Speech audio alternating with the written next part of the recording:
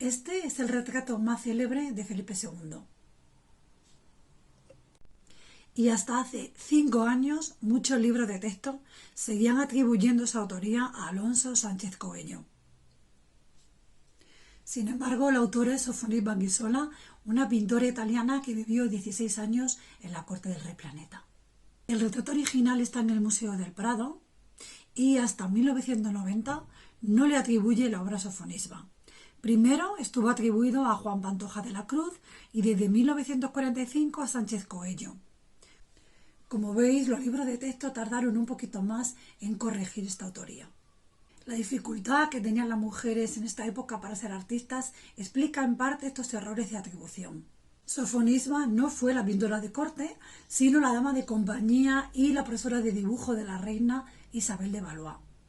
Esta posición le permitió retratar a la familia real y a la nobleza, pero ni firmaba las obras, ni tenía estudio propio, ni cobraba por ellas, aunque recibía valiosos regalos como joyas. En el siglo XVI la formación artística comenzaba más o menos a los 12 años de edad. Los aprendices se desplazaban al hogar de un maestro durante 3 o 4 años y asistían a clases de pintura y escultura con modelos desnudos al natural. Como podéis imaginar, una chica no podía mudarse a casa de un artista y por lo tanto estaba vetada este tipo de formación. Tampoco podía contemplar, estudiar y dibujar cuerpos desnudos. Por lo tanto, las escasas posibilidades de que una mujer se dedicase a la pintura o a la escultura quedaban reducidos a 2 supuestos. Uno, que fuera de familia noble y que su padre le permitiera el acceso a una formación humanística. Y 2, que fuera hija de un pintor y que por lo tanto se formase en su propia casa. En ambos casos siempre debía contar con el apoyo de la figura masculina, su padre, su esposo y o su hermano. Además, en el caso de las hijas de pintores, también se daba la circunstancia de que no tenían ningún hermano o que su hermano tuviese mucho menos dotes artísticas que ella. El caso de Sofonisba fue el primero. Amílcar, su padre, era un comerciante genovés y Bianca, su madre, una dama de la alta nobleza de Cremona. Tuvieron 5 hijas y un hijo. A todas ellas les ofreció una cuidada formación humanística.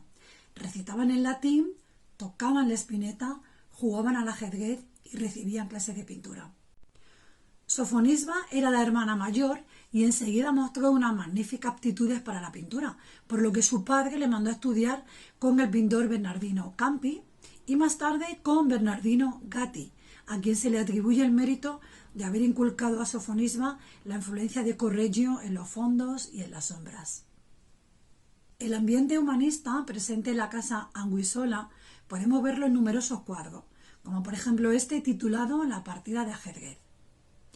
En Cremona, Sofonisba pinta sobre todo su familia. En este retrato colectivo podemos observar la posición de las manos, un gesto manierista que más tarde se convertirá en la firma simbólica del Greco. La obra de Sofonisba está datada en 1557, en una época en la que el pintor cretense todavía estaba pintando iconos bizantinos en tabla. Sofonisba deja su Cremona natal y se instala en Parma. Allí va a recibir lecciones de Giulio Clovio, al que pinta al final de su formación como muestra de agradecimiento. Este es el retrato que pinta Sofonisba y este otro es el que realiza curiosamente el Greco 15 años después, cuando el miniaturista era su protector en Roma. Adrúbal, sabedor del talento de su hija, hace llegar uno de sus dibujos hasta el mismísimo Miguel Ángel Buonarroti en Florencia. El dibujo consistía en una imagen de una joven y de una anciana, y el artista florentino respondió, retándole a enviarle algo más complicado, un rostro infantil llorando. Una vez superado el reto, Sofonisba va a recibir instrucciones de Miguel Ángel Buonarroti por correo, además de enviarle su cuaderno de dibujos. Entre las obras más interesantes que encontramos de Sofonisba antes de su llegada a España, tenemos esta titulada Bernardino Campi retratando a Sofonisba, una obra que parece hacer un guiño al mito de Pigmalión.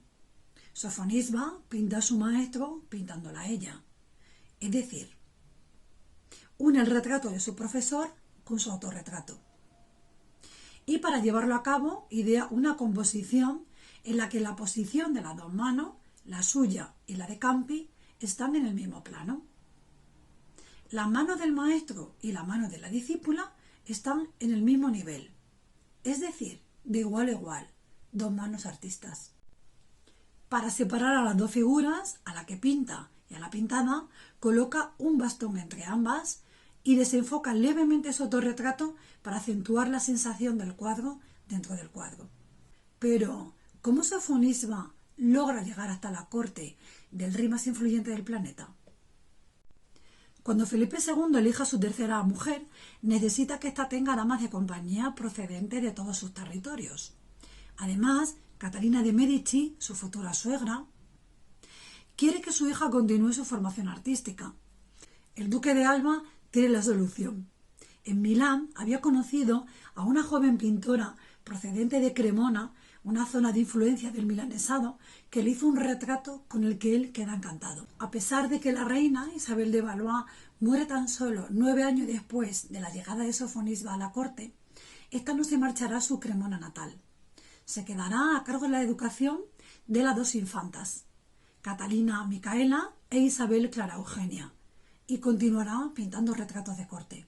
A la llegada de la cuarta esposa del rey, Ana de Austria, en 1573 a Sofonisba se le encarga la realización de un grupo familiar formado por la nueva pareja real y por las dos hijas del rey, todos ellos vestidos de luto. Sofonisba hará los retratos de las tres féminas, pero en lugar de hacer un nuevo retrato del rey, adaptará y modificará uno que ya había pintado anteriormente en 1565 y con el que hemos comenzado este vídeo. El retrato es sencillo y sobrio. El rey mira de frente al espectador en postura de 3/4. Viste de negro, lleva un toisón pequeño colgando de un discreto cordón y un austero rosario en su mano izquierda, a cuyo lado asoma el pomo de una simbólica espada. Solo hay un toque de color en toda la obra, el rojo del sillón. Además del tamaño, este cuadro sufrió modificaciones como el vestuario del rey. La radiografía nos muestra que el rey se cubría inicialmente con un voluminoso bohemio en lugar de una fina capa oscura que luce en la actualidad.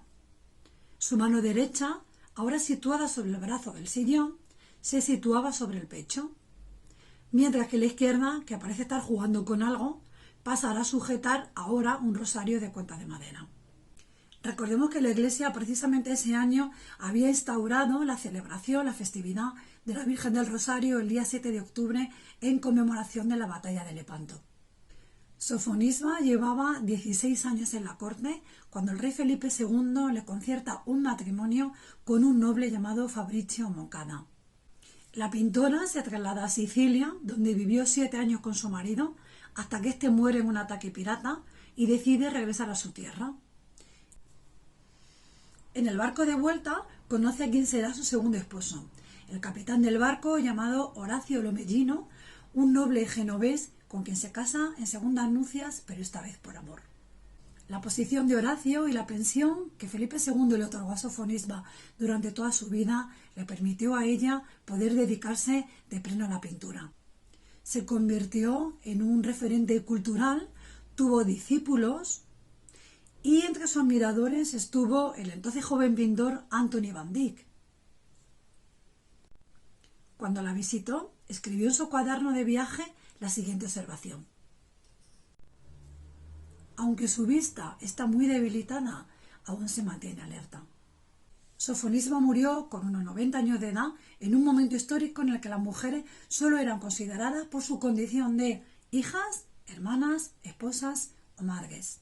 Sin embargo, en su lápida, su epitafio reza así: a Sofonisba, mi esposa, recordada entre las mujeres ilustres del mundo, destacando en retratar las imágenes del hombre. Horacio Lomellino, apenado por la pérdida de su gran amor, dedica este pequeño tributo a tan gran mujer.